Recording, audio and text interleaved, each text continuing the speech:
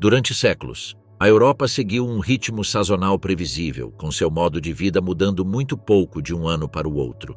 As colheitas vinham e iam, os mercados permaneciam ativos, as pessoas se agarravam à sua fé e a vida cotidiana seguia praticamente igual de uma geração para a seguinte, mas nenhum período de calma dura para sempre.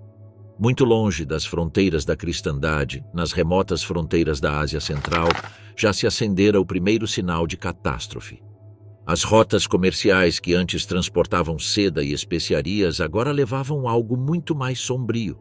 Exércitos em planícies distantes agitavam sem saber uma força que nenhuma espada podia deter.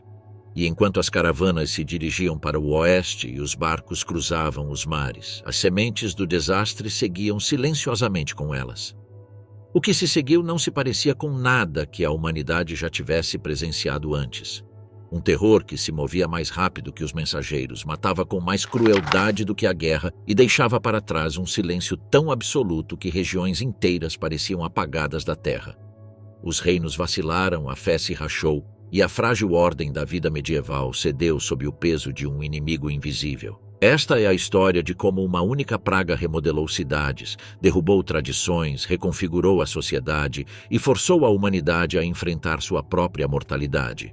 Uma história não de reis ou conquistas, mas de medo, sobrevivência e uma escuridão que não perdoou ninguém. Esta é a história completa da peste negra, a praga que mudou a humanidade para sempre. Onde a peste dormia. Antes que a Europa ouvisse um único grito, antes que suas cidades se afogassem em medo e suas aldeias se esvaziassem da noite para o dia, a peste negra já estava viva no Extremo Oriente. Naquele momento, a peste negra ainda não era a força que destruiria o mundo. Era pequena, invisível e confinada às remotas bordas do mundo. Escondida em planícies selvagens, postos comerciais e no sangue de criaturas que poucos no Ocidente chegavam a conhecer. Mas o que lhe faltava em escala possuía em algo muito mais letal: silêncio, mobilidade e uma habilidade aterradora para atravessar fronteiras muito antes que alguém percebesse que uma catástrofe estava se aproximando. A história começa muito longe do horizonte ocidental, nas profundezas da parte misteriosa do Oriente, onde a geografia em si parece construída para abrigar segredos. Durante séculos, estudiosos têm debatido sobre o lugar de origem da praga, um lugar mencionado mais em especulações temerosas do que em certezas. Alguns insistem que a doença espreitava em algum ponto ao longo da vasta estepa euroasiática, enquanto outros afirmam que ela se escondia nas desoladas extensões do deserto de Gobi. Ali, nos profundos silêncios entre as dunas, a praga pode ter esperado. Algumas pessoas afirmam que a doença vinha do Alto Planalto Mongol, uma terra de ventos severos e frio implacável. Eram as mesmas terras que impressionaram tão profundamente Marco Polo que ele escreveu sobre horrores curiosos vistos e ouvidos por viajantes solitários que cruzavam o deserto. Em suas crônicas, ele falava de homens que, ao se separarem de suas caravanas, ouviam vozes sussurrando-lhes desde o ar vazio. Vozes que os atraíam para fora de seu caminho, vozes que soavam como demônios e, enquanto isso, os ventos quentes e áridos pareciam torcer a mente, conjurando ilusões que atormentavam os fracos. Onde quer que esteja a verdade, uma coisa é certa: a praga viveu muito antes que a humanidade soubesse seu nome. Se tivesse ficado abandonada à sua sorte, a peste negra teria permanecido confinada a esses bolsões isolados da natureza. Ela prosperava principalmente entre pequenos roedores e outras criaturas cujas vidas e mortes teriam passado despercebidas para o mundo além de suas tocas. A doença ardia rápido demais, forte demais, letal demais para viajar longe sozinha. Embora pudesse devastar uma colônia de animais, também podia emergir de seu abrigo e se espalhar por continentes. O mundo, naquele momento, simplesmente era grande demais, ou assim parecia. Mas então, o mundo mudou. Em meados do século XIV, as terras da estepa euroasiática já não estavam dispersas, sem lei ou selvagens. Elas haviam sido unificadas sob uma impressionante unidade conhecida como a Pax Mongolica, a Paz Mongol. O que antes era um território fragmentado agora estava costurado pelo estrondo das patas de cavalos e pela vontade férrea dos Khanes. As antigas rotas da seda, que haviam decaído após séculos de instabilidade, renasceram com uma vitalidade impressionante. As caravanas se multiplicaram, o comércio se duplicou e, com o comércio, veio um movimento constante e incessante. Rotas antes vazias agora estavam repletas dos passos de comerciantes em busca de fortuna. Grandes caravanas atravessavam desertos e pradarias carregadas de histórias de mundos distantes. As cidades-oásis floresceram, tornando-se santuários vibrantes que brilhavam com vida contra os horizontes áridos. Para manter esse enorme império comercial em funcionamento, os mongóis construíram o Yam, um sistema de correios sem igual em eficiência. Cavaleiros atravessavam enormes distâncias com incrível rapidez, levando ordens, informações e até mesmo mercadorias que mantinham unidos os envelhecidos domínios mongóis. Todos esses comerciantes, caravanas, estações comerciais e correios do Yam formavam uma rede perfeita e uma grande teia interconectada. E dentro dessa teia, eventualmente a praga se infiltraria. Pela primeira vez em sua história, a doença tinha uma estrada expressa. Tudo o que ela precisava agora era uma oportunidade.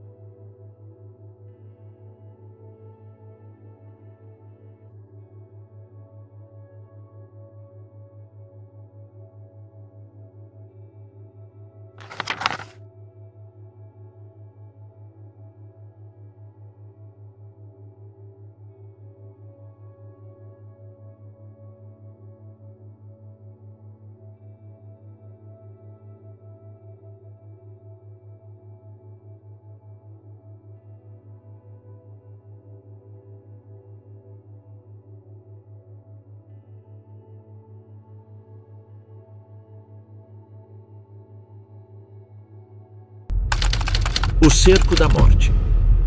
Em 1346, os rumores começaram a se espalhar para o oeste. Eram rumores sobre uma estranha aflição que espreitava as terras do Oriente. No início, as histórias não passavam de ruídos de fundo para os comerciantes e viajantes que as transportavam. Relatos de doenças eram comuns no mundo medieval. A maioria dos ouvintes encolhia os ombros, murmurava uma oração e seguia com seu dia, mas essas histórias pareciam diferentes. Havia quem falasse de bairros inteiros vazios da noite para o dia, de cidades cujos mercados movimentados ficaram em silêncio, de províncias na China e na Índia, que já não se caracterizavam mais pela produtividade ou cultura, mas por uma estranha quietude quebrada apenas pela tosse rouca dos moribundos. Os rumores diziam que uma peste misteriosa estava se espalhando pelos continentes, derrubando civilizações. Ainda assim, o Ocidente dava pouca atenção até que a tempestade continuou avançando. Os cronistas russos foram os primeiros na Europa a registrar no pergaminho. Anotaram que a peste havia chegado às costas do Mar Cáspio, um corpo d'água tão imenso e remoto que qualquer coisa que chegasse às suas margens era considerada como se tivesse percorrido o mundo inteiro. E em menos de um ano, a doença avançou com uma velocidade aterradora. Cruzou os amplos trechos dos rios Don e Volga, antigos leitos de água que haviam transportado comércio durante séculos. Mas agora, em vez de mover bens e prosperidade, transportavam algo muito mais sinistro, uma peste que parecia saltar de uma paisagem para outra como se fosse guiada por uma vontade invisível e maligna. Logo desceu para a península da Crimeia e logo além de sua costa, acampado sob as imponentes muralhas da cidade de Cafá, esperava um exército tártaro desprevenido. Um alvo perfeito. Em poucas semanas, os soldados mongóis se viram enfrentando um inimigo contra o qual não podiam se defender, por mais habilidade ou ferocidade que tivessem. E o inimigo estava ganhando.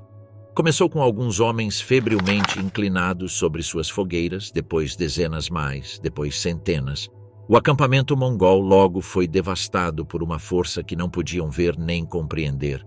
A peste não perdoou ninguém. Arqueiros, exploradores, oficiais, cozinheiros, crianças que haviam seguido suas famílias para a guerra. Os moribundos caíam sobre seus colchões de dormir ou saíam cambaleando ao sol com grandes massas inchadas sob seus braços e virilhas. Sua pele se formava em bolhas, escurecia e se rompia. Sua respiração se tornava fétida e seus corpos ardiam como ferro fundido. Antes que muito tempo passasse, a doença arrasou o acampamento mongol como um incêndio florestal em um campo de capim seco. O que antes era um exército se transformou em um necrotério. Para os genoveses, dentro das muralhas da cidade, observando como o exército inimigo se murchava à distância, parecia nada menos que uma intervenção divina. A mão de Deus punindo os hereges tártaros que ousaram ameaçá-los. Seus sacerdotes proclamavam isso das muralhas, seus soldados zombavam dos moribundos cercados lá embaixo, mas se realmente acreditavam que isso era um milagre, logo descobririam o quão trágico era o seu mal-entendido. Enquanto isso, o acampamento mongol se deteriorava com uma velocidade aterradora. Os vivos eram superados pelos mortos. Os corpos, inchados, supurando e grotescamente inchados, se empilhavam em montes até onde a vista alcançava. Sua pele tinha uma mistura espantosa de roxo, verde e negro. O ar se tornava denso com moscas e o nauseante cheiro de podridão. Um odor tão fétido, tão denso, que os homens se afogavam, mesmo através de camadas de tecido pressionadas sobre seus rostos. Mas talvez a parte mais insuportável não fosse o que viam. Era o que cheiravam. À medida que a carne se decompõe, libera gases que distorcem o corpo, transformando-o em algo mal reconhecível como humano. O cheiro desses incontáveis cadáveres em decomposição era tão esmagador que até mesmo os soldados profissionais sentiam vontade de vomitar. Janibeg, o Khan mongol que supervisionava o cerco, estava desgostado. Não suportava o cheiro, não suportava os cadáveres que invadiam seu acampamento. Mas não era um homem inclinado a se retirar ou se render. Então tomou uma decisão nascida da desesperação e do horror. Janibeg ordenou que os corpos das vítimas da peste fossem recolhidos e arrastados até as máquinas de cerco. As enormes catapultas, que antes lançavam pedras e brea ardente contra as muralhas de Cafa, agora recebiam um novo tipo de carga. A estratégia do Khan era simples. Se não pudesse derrotar os genoveses com força, os derrotaria com sujeira.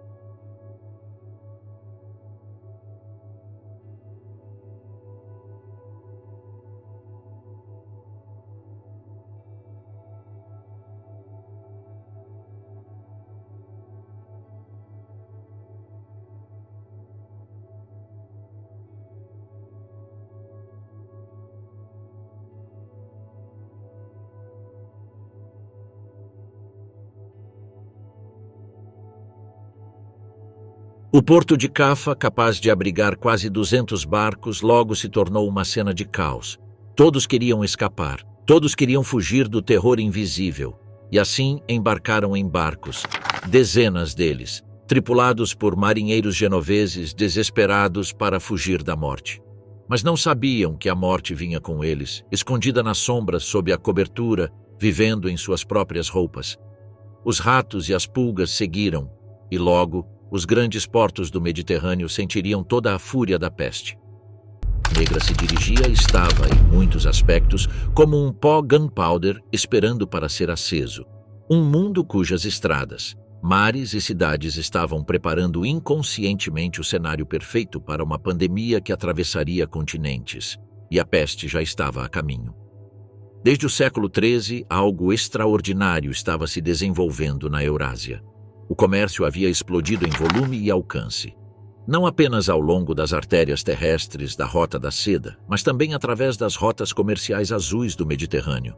Nações, reinos e ambiciosas cidades-estados perceberam algo crucial. Controle os mares e você controla o destino. Portos que antes eram tranquilas baías de pescadores se transformaram repentinamente em centros neurálgicos movimentados. Os cais de pedra se expandiram, os armazéns se ergueram como fortalezas e as frotas se multiplicaram mais rápido do que nunca. Através dessas águas, os barcos transportavam sedas da China, especiarias da Índia e aromas da Arábia, com produtos que pareciam quase mágicos para os europeus que nunca os tinham visto antes. Os mercados italianos, franceses e até ingleses ecoavam com os sons dos comerciantes barganhando sobre produtos que haviam viajado milhares de milhas. O mundo estava se interconectando, mas cada conexão é uma porta, e cada porta convida algo a atravessá-la. Para a Europa, esse algo já se escondia nos cascos escuros dos barcos que navegavam para o oeste. O século anterior a 1300 foi inesperadamente bondoso para a humanidade. O clima quente e estável abençoou os campos de cultivo. Os rendimentos dos cereais aumentaram. O excesso de alimentos significava que as famílias cresciam mais, as aldeias se expandiam e as cidades cresciam em tamanho e ambição. A população da Europa disparou para cerca de 75 a 80 milhões de pessoas, um número sem precedentes para a Idade Média. Mas a natureza, como sempre, equilibra suas escalas. Na década de 1330, o clima havia mudado por toda a Europa. Tempestades atingiram as costas, inundações afogaram os campos, secas racharam a terra e terremotos alteraram paisagens antigas. Esses desastres ecológicos não chegaram sozinhos. Eles desencadearam uma migração em massa de ratos, expulsos de suas tocas destruídas, fugindo de tempestades e ecossistemas arruinados. Os ratos se aproximaram cada vez mais dos assentamentos humanos. E os humanos, por sua vez, também estavam se movendo. À medida que os alimentos se tornaram escassos, as populações rurais abandonaram seus campos falidos e fugiram para as cidades. Desesperados por trabalho, apoio e sobrevivência, mas as cidades não estavam preparadas. O planejamento urbano colapsou sob a pressão. As ruas se estreitaram em labirintos de casas de madeira que se inclinavam umas sobre as outras como velhas fofoqueiras. O lixo se acumulava nos becos. Os resíduos em decomposição obstruíam todos os cantos. As pessoas, sem sistemas de saneamento, simplesmente jogavam as águas residuais pelas janelas, deixando-as cair diretamente nas ruas abaixo. Uma rua da cidade era menos uma via de passagem e mais uma fossa aberta. Como se a fome e a sujeira não fossem suficientes, o início do século XIV foi um dos períodos mais violentamente caóticos da história medieval. A guerra estava em toda parte. Os escoceses lutavam contra os ingleses contra os franceses. Os franceses lutavam contra os flamengos, os italianos e os espanhóis brigavam entre si. Regiões inteiras foram queimadas, saqueadas e desestabilizadas. Os soldados se moviam constantemente, marchando de um campo de batalha a outro, levando feridas, fome e medo, e a oportunidade perfeita para os patógenos se espalharem. Neste ponto, o mundo estava preparado. No verão de 1347, os primeiros barcos da peste de Cafa chegaram à grande capital bizantina, Constantinopla. A cidade era uma joia do mundo medieval e em poucas semanas se tornou uma necrópole. Estima-se que entre 50% e 70% de sua população pereceu. A peste negra atravessou a cidade com uma força inimaginável e então explodiu para o resto da terra. Para o oeste, se espalhou pela Bulgária, Grécia, Romênia e Polônia. Para o leste, avançou através da Ásia Menor e Pérsia, mas o verdadeiro horror da peste ainda estava por vir. As malditas galeras de Cafa, que ainda carregavam marinheiros desesperados para comerciar e sobreviver, navegaram para o sul através dos Dardanelos e para o leste do Mediterrâneo. Trouxeram mercadorias com esperança de lucro, mas também trouxeram morte. Chegaram a Chipre, ao Levante, ao Egito e à Sicília.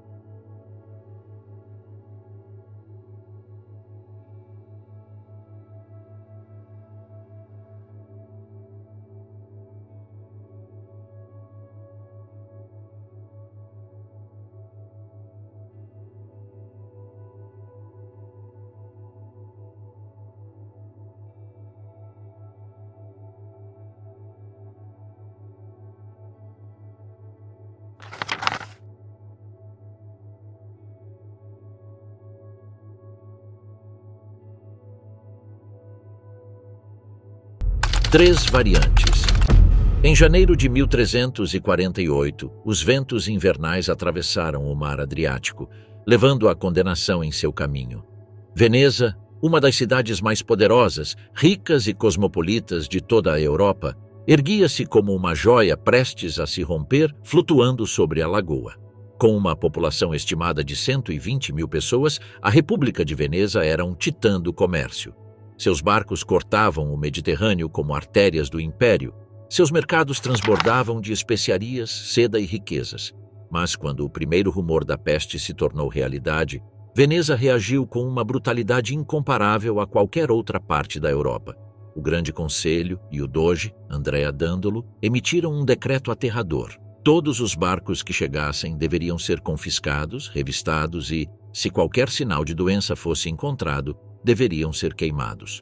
Barcos inteiros com suas tripulações, cargas e madeiras foram incendiados na lagoa, suas chamas acendendo como piras funerárias na noite. A resposta de Veneza foi tão intensa, tão estruturada, que deu ao mundo uma nova palavra: quarentena.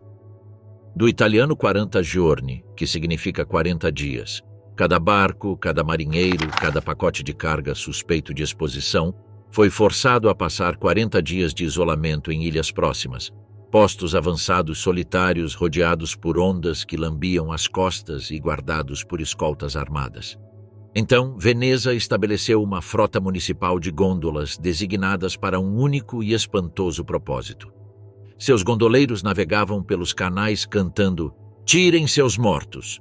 As famílias, tremendo atrás das janelas fechadas, arrastavam os corpos de seus entes queridos até o limite de suas casas e os deixavam cair nos barcos à espera. Essas gôndolas se moviam em silêncio sob as pontes, levando os mortos para os terrenos de enterros em massa projetados especificamente para as vítimas da peste. Mesmo com essas medidas drásticas, Veneza não conseguiu escapar. A peste explodiu na lagoa com uma ferocidade devastadora. As taxas de mortalidade superaram os 60% e mais de 72 mil pessoas pereceram. O colapso foi tão repentino, tão absoluto, que a intrincada maquinaria da sociedade veneziana, incluindo os sindicatos, mercados, bancos, patrulhas e ordens religiosas, começou a se desintegrar em tempo real e, ainda assim, Veneza se recusou a cair. O governo impôs leis marciais, toques de recolher, isolamento forçado, retirada obrigatória de cadáveres e punições para aqueles que desobedecessem às regras sanitárias. A civilização continuou, mas mal.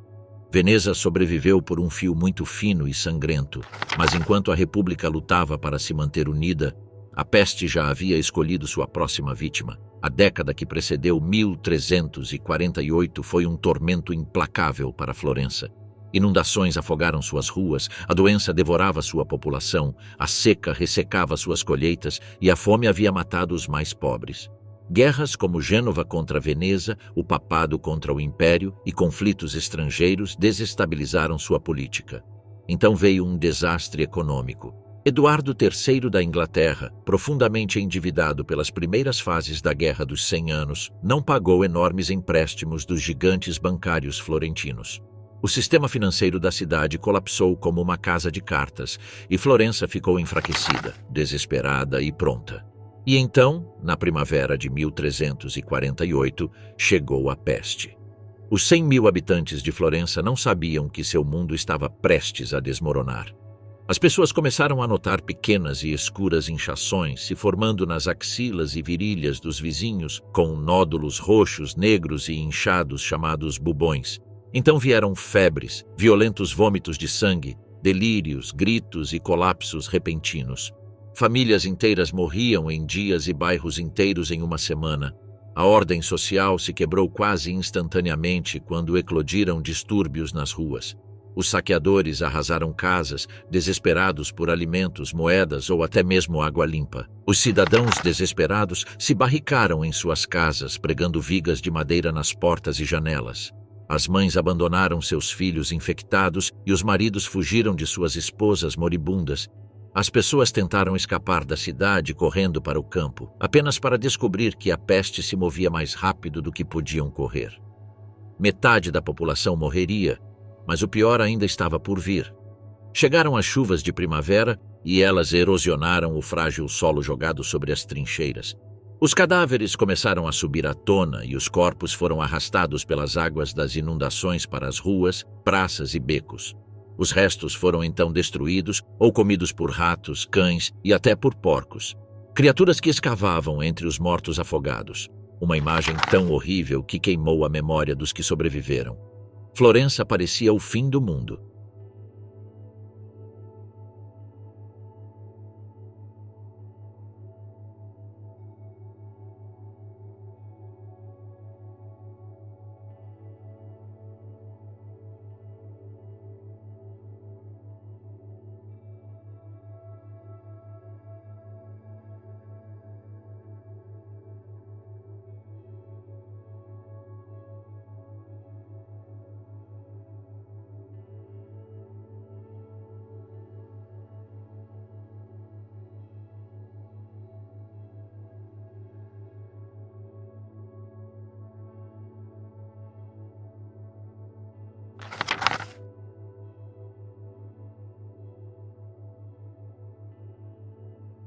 Começa a contagem regressiva.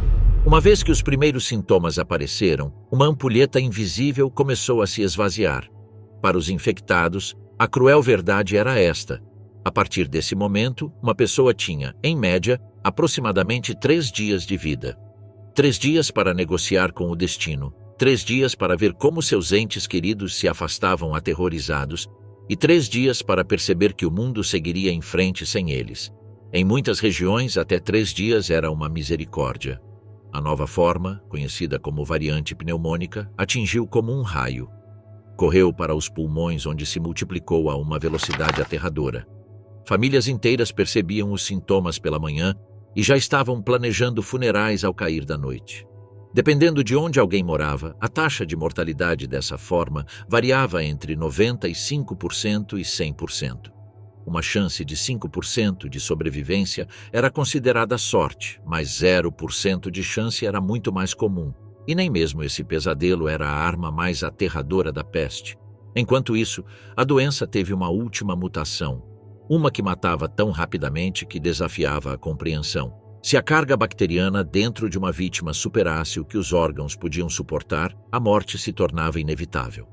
Essa foi a variante septicêmica, e era a forma final e mais monstruosa da peste.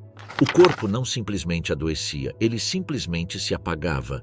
Os órgãos colapsavam em sequência, como se cada sistema tivesse recebido a ordem simultânea de falhar. Nenhuma pessoa sobreviveu a essa fase. Nenhuma. E a parte mais assustadora: o tempo desde que alguém começou a se sentir um pouco mal até o momento da morte, em média, era de apenas 14 horas e meia. As famílias iam para a cama ao lado de alguém que parecia perfeitamente saudável, rindo, conversando, fazendo planos para o futuro, e acordavam em silêncio. A transformação foi tão abrupta, tão antinatural, que para as pessoas do século XIV parecia sobrenatural, quase demoníaca. Imagine beijar seu filho para desejar boa noite, apenas para encontrar seu corpo frio pela manhã.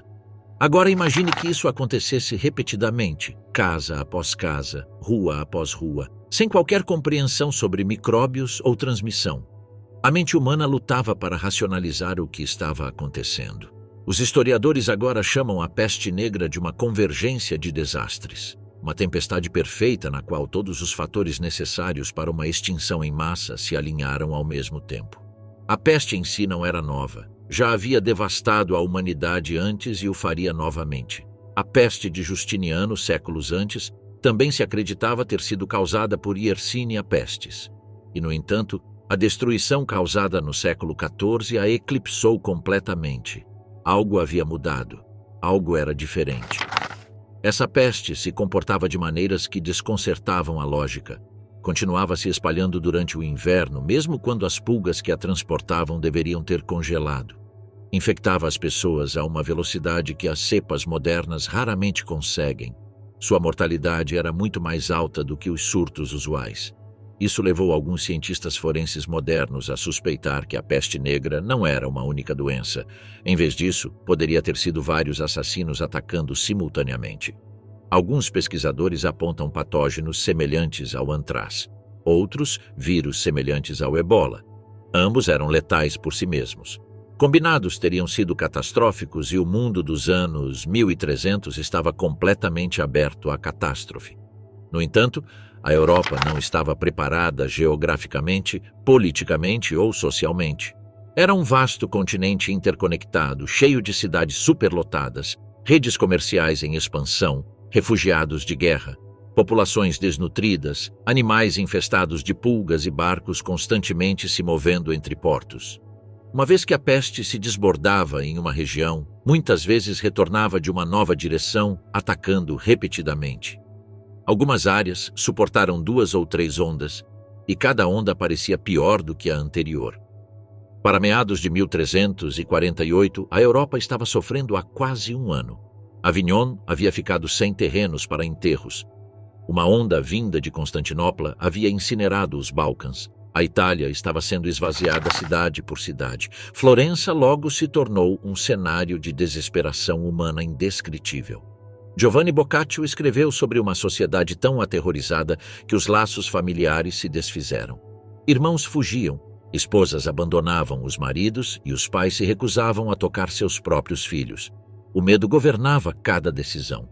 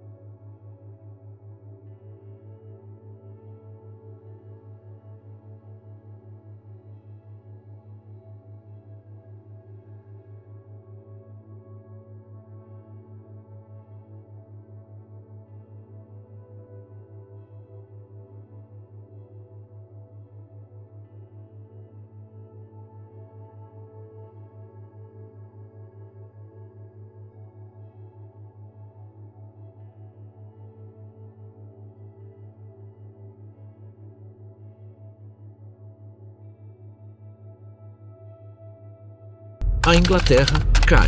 Os historiadores agora acreditam que a peste negra atacou a Inglaterra a partir de múltiplos pontos ao longo da costa do canal, levada por barcos que partiram do porto de Calais, devastado pela peste. A morte chegou como um exército invasor. Atingiu Southampton, depois Portsmouth e finalmente o pequeno porto de Melcombe, agora parte do atual Weymouth. Esses não foram desembarques aleatórios. Formaram uma cadeia sombria de pontos de entrada. Portas abertas por onde o maior assassino da memória europeia se derramou sobre o solo inglês, mas o pesadelo da Inglaterra não terminou ali. Outro ponto de ataque se abriu em Bristol, um dos centros comerciais mais importantes da Inglaterra. Um barco de Gasconha carregado com barris de vinho francês precioso entrou silenciosamente no porto. Mas escondida no seu fundo escuro e úmido estava uma carga muito mais mortal. Horas depois de atracar, os habitantes do vilarejo começaram a adoecer. Não houve aviso nem tempo para se preparar, simplesmente uma cidade desmoronando quase da noite para o dia.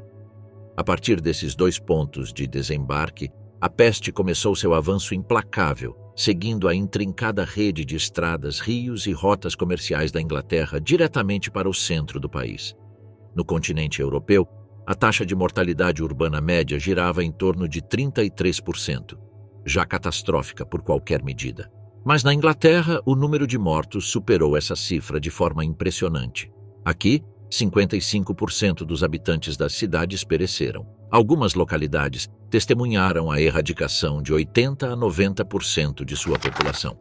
Nenhuma guerra continental, nenhuma fome, nenhuma epidemia anterior matou tantos tão rapidamente. Tornou-se matematicamente impossível enterrar os mortos. As paróquias ficaram sem terreno, os cemitérios transbordaram e os vivos não conseguiam acompanhar o ritmo dos mortos. Então a Inglaterra recorreu ao fogo. Viajantes descreveram o campo como uma visão do apocalipse. De todas as direções, enormes colunas de fumaça negra se erguiam, retorcendo-se no céu como monumentos sombrios aos caídos. Os corpos se empilhavam por centenas, às vezes por milhares, e eram incendiados. As cinzas se espalhavam pelos campos e estradas, pousando sobre as capas e cabelos dos viajantes. Isso não era simplesmente o fim da vida. Era o desmoronamento da própria sociedade. Para o final do outono de 1348, as 2 frentes avançando se fundiram em uma única força implacável, abrindo um caminho direto para o coração pulsante da Inglaterra, Londres. E pelos padrões medievais, Londres já era brutal. A capital era um labirinto de casas densamente empilhadas, becos estreitos e rios de imundície. As águas residuais corriam livremente, os ratos prosperavam, as pulgas se amontoavam. Londres era um banquete pronto para a peste. Agora, a peste atingiu Londres 2 vezes. Primeiramente, a variante pneumônica chegou com o frio. O inverno forçou as pessoas a permanecerem dentro de casa, amontoadas em quartos estreitos com fogos fumegantes e pouca ventilação. A doença se espalhava de pessoa para pessoa, viajando nas gotículas de respiração. Então a primavera trouxe o ressurgimento da variante bubônica. Com o retorno do calor, os ratos despertaram, as pulgas se multiplicaram e a infecção explodiu novamente. Mais da metade da cidade morreu, e no entanto, isso era apenas o começo. No início de 1349, a peste avançou para o norte com nova força, varrendo a Inglaterra em ondas. Assim como na França, nenhuma cidade se salvou, mas ao contrário da França, as taxas de mortalidade na Inglaterra foram ainda mais altas. Uma anomalia que os historiadores ainda debatem. Para o final de 1349, a peste alcançou a fronteira com a Escócia, e os escoceses riram. Achavam que a peste era uma maldição enviada exclusivamente para punir os ingleses. Zombaram de seus vizinhos moribundos. Juraram juramentos celebrando a destruição da Inglaterra. Viam a epidemia como justiça divina. Mas a justiça, aos seus olhos, logo tomaria um giro devastador. Na primavera de 1350, os escoceses reuniram um exército massivo na floresta de Selkirk, preparando-se para invadir uma Inglaterra enfraquecida. Antecipavam uma conquista fácil, mas justamente quando os exércitos estavam se reunindo, a peste atingiu com fúria. O exército se desintegrou em dias enquanto os cadáveres se acumulavam na floresta. Assim, a invasão nunca aconteceu porque a peste havia invadido a Escócia em seu lugar.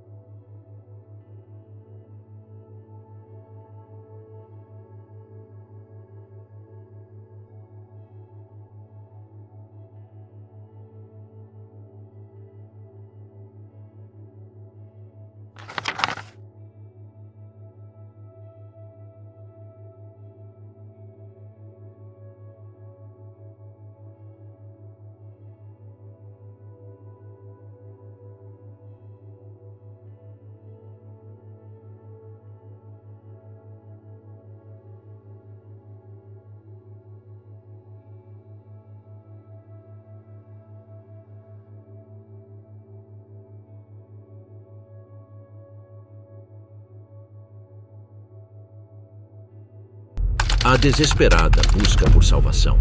À medida que a peste negra apertava sua garra sobre a Europa, as pessoas buscavam desesperadamente explicações. Qualquer coisa que pudesse dar forma à força invisível que estava matando suas famílias. Uma teoria se destacou das demais, sendo levada das praças das cidades até os tribunais reais. O próprio ar havia sido envenenado.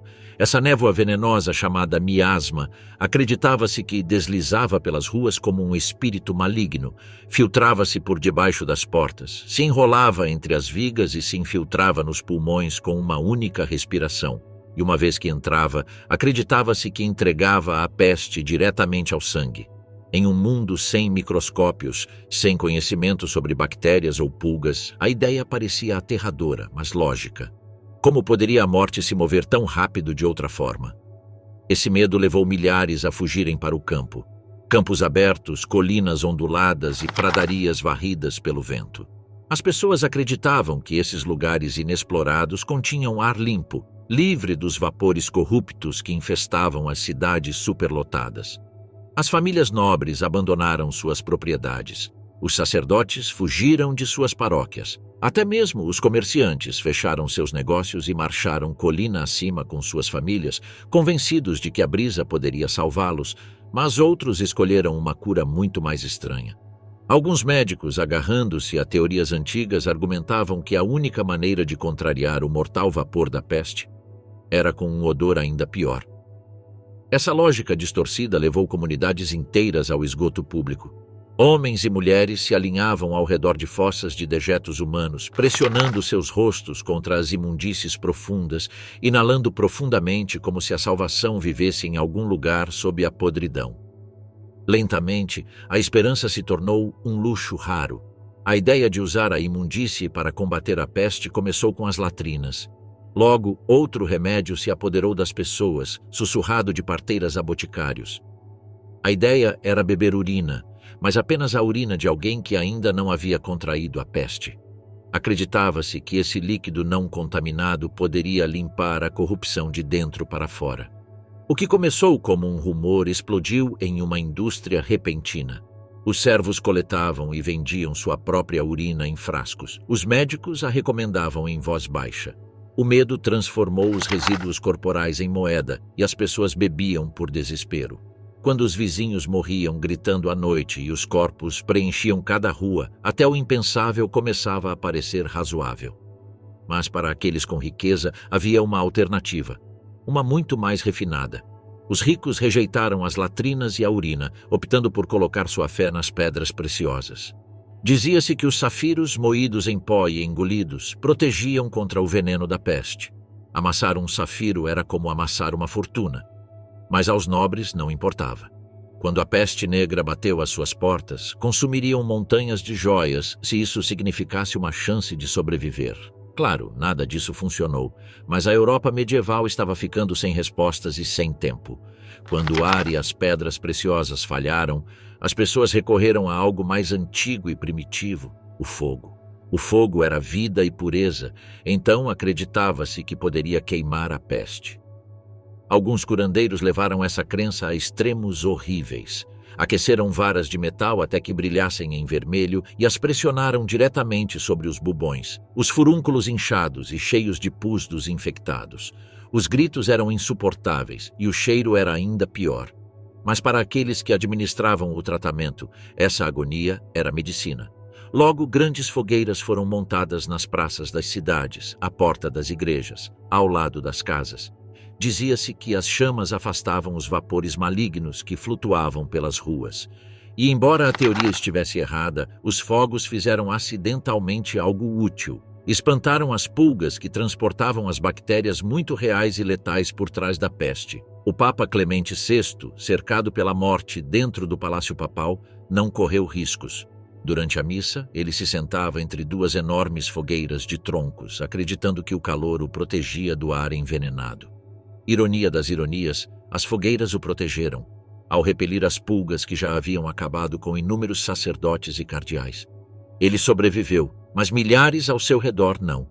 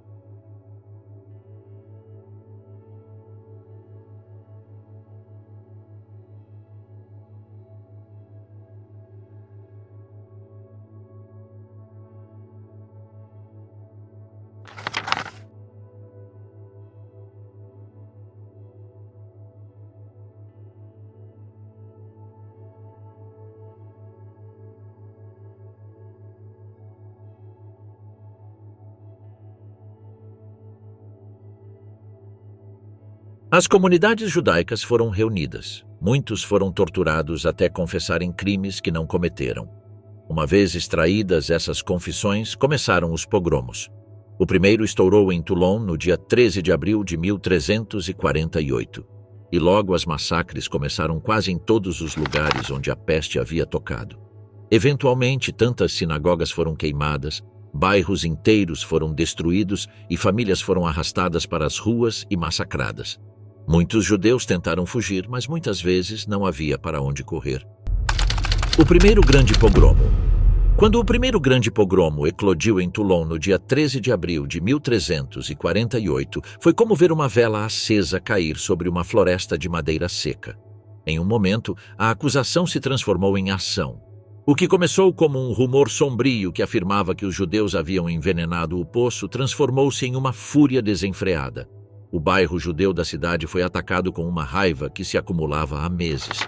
O medo se intensificou em ódio, e o ódio exigia um alvo. As casas foram saqueadas, as sinagogas destruídas e as famílias separadas. Aqueles que tentaram fugir foram abatidos nas ruas. Os que ficaram foram queimados vivos dentro de suas próprias casas. Para muitos na Europa, essa violência não foi uma aberração. Foi um sinal. Uma vez que Toulon caiu, outras cidades tomaram isso como permissão. Um precedente havia sido estabelecido e as chamas se espalharam. Para o verão de 1348, os pogromos se tornaram uma segunda peste, seguindo a primeira. De Barcelona a Basileia, de Estrasburgo a Erfurt, comunidades judaicas inteiras foram acusadas, presas, torturadas e aniquiladas. Em muitos casos, as confissões foram extraídas por meio de uma brutalidade inimaginável, esticando os membros até que as articulações cediam, queimando a carne para forçar respostas que os interrogadores exigiam, e não verdades que as vítimas possuíam. Sob tortura, qualquer coisa podia ser admitida. A mentira cresceu, tornando-se combustível para atrocidades ainda maiores. A ironia era que muitas comunidades judaicas haviam, na verdade, sofrido menos com os primeiros casos de peste devido às suas práticas de higiene ritual que retardavam a infecção. Mas em vez de ver isso como sabedoria, os vizinhos viam como algo suspeito. As casas mais limpas foram interpretadas como evidência de culpabilidade e ainda assim a peste continuava sua marcha, indiferente a quem vivia ou morria. Em fevereiro de 1349, a violência atingiu seu capítulo mais sombrio. A cidade de Estrasburgo, impulsionada pelo medo e pelo oportunismo político, organizou uma das maiores queimas em massa da história medieval. Quase 2.000 judeus foram reunidos, amarrados uns aos outros e queimados vivos nos campos de enterro da cidade. Seus gritos foram ouvidos através dos muros e becos, subindo acima dos cânticos da multidão. Alguns cristãos tentaram intervir, argumentando que os judeus eram inocentes. Mas suas vozes foram abafadas pelo rugido da multidão e pelo estalar das chamas. O massacre foi tão massivo, tão grotescamente eficiente, que os cronistas notaram que o fogo queimou por horas. No entanto, mesmo depois que as cinzas se assentaram, a peste permaneceu. Os poços continuaram envenenados pela ignorância, pelo medo e pela desesperação. À medida que a taxa de mortes aumentava, as rotas comerciais colapsaram e, com elas, a economia da Europa medieval. Os mercados se esvaziaram, os barcos permaneceram nos portos, suas velas recolhidas, suas tripulações mortas ou moribundas, e muitas aldeias desapareceram completamente, com casas abandonadas deixadas para apodrecer e portas balançando ao vento. Os governos se fragmentaram, incapazes de cobrar impostos de populações que desapareciam mais rápido do que os registros podiam ser mantidos. Alguns governantes fugiram, outros morreram, outros se esconderam atrás de grossas muralhas de pedra, esperando que a peste negra não pudesse se infiltrar pelas rachaduras do cimento dos castelos. Até a vida cotidiana se tornou irreconhecível. Os cemitérios transbordaram, os caixões se esgotaram. Em muitas cidades, os corpos eram jogados em fossas comuns. Camada após camada, os mortos se misturavam com os recém-mortos, todos esperando o próximo carregamento de cadáveres. No entanto, por mais impossível que parecesse em 1348 ou 1349, a peste começou a afrouxar sua garra. Não desapareceu, mas sua onda explosiva perdeu impulso.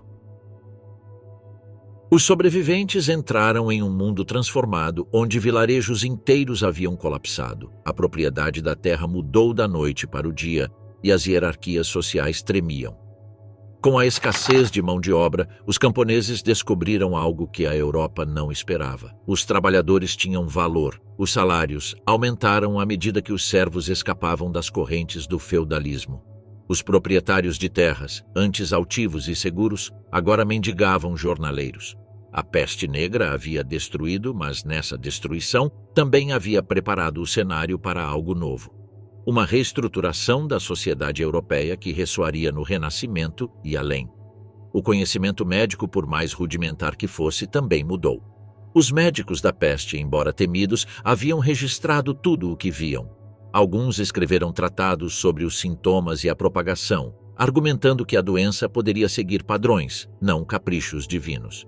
As universidades se enfraqueceram, mas persistiram, empurrando os acadêmicos a estudar as causas naturais em vez do castigo sobrenatural. Ficou claro que a peste negra não curou a ignorância, mas a reduziu. E às vezes esse é o primeiro passo para a compreensão. No início da década de 1350, a primeira grande onda da peste negra havia terminado.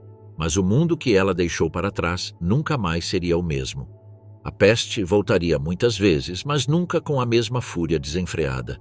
As cicatrizes ficaram, no entanto, vilarejos vazios, famílias perdidas, fossas comuns e a memória daqueles que foram culpados, caçados e mortos por crimes que nunca cometeram. No fim, a peste negra remodelou a humanidade através das revelações que forçou, expondo a fragilidade das instituições, os perigos do medo e a resiliência daqueles que sobreviveram. Desgarrando o velho mundo pedaço por pedaço, um novo mundo começou a se formar. Um mundo que questionaria a autoridade, um mundo que valoraria o conhecimento, um mundo que lembraria e temeria o retorno do inimigo invisível que uma vez colocou a civilização de joelhos.